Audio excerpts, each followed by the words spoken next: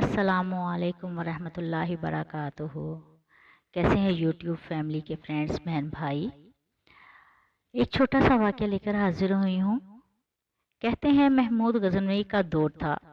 एक शख्स की तबीयत नासाज हुई तो तबीब के पास गया और कहा कि मुझे दवाई बनाकर दो। तबीब ने कहा कि दवाई के लिए जो चीज़ें दरकार हैं सब हैं सिवाय शहद के। तुम अगर शहद कहीं से ला दो तो मैं दवाई तैयार करके तुम्हें दे देता हूँ। इत्तेफाक से मौसम शहद का नहीं था। इस शख्स ने हकीम से एक डिब्बा लिया और चला गया। लोगों के दरवाजे खटखटाए लेकिन किसी ने दरवाज़ा न खोला, मगर हर जगह से मायूसी हुई। जब मसला हल ना हुआ तो वो महमूद गज़नवी के दरबार में दोबारा हाजिर हुआ। कहते हैं वहाँ अय्याज ने दरवाज़ा खोला और दस्तक देने वाले की रुदात सुनी। इसने वो छोटी सी डिबिया दी और कहा, मुझे इसमें शहद चाहिए। अय्याज ने कहा, आप तशरीफ रखिए, मैं बादशाह से पूछ के बनाता हूँ।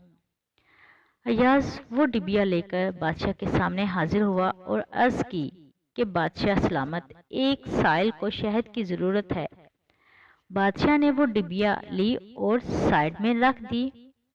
अय्याज को कहा कि 3 बड़े डिब्बे शहद के उठा के इसको दे दी। अय्याज ने कहा, हजूर इसको तो थोड़ी सी चाहिए, आप 3 डिब्बे क्यों दे रहे हैं?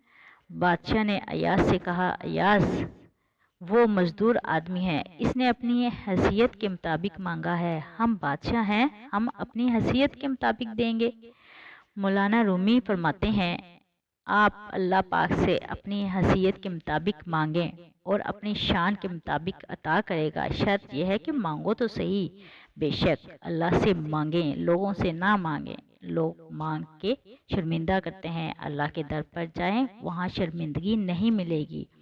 वो कहते हैं कि रोज़ रोज़ किसी के घर आना जाना इज़्ज़त कम कर देता है, लेकिन अल्लाह के घर रोज़ का आना जाना आपकी इज़्ज़त बढ़ा देता है।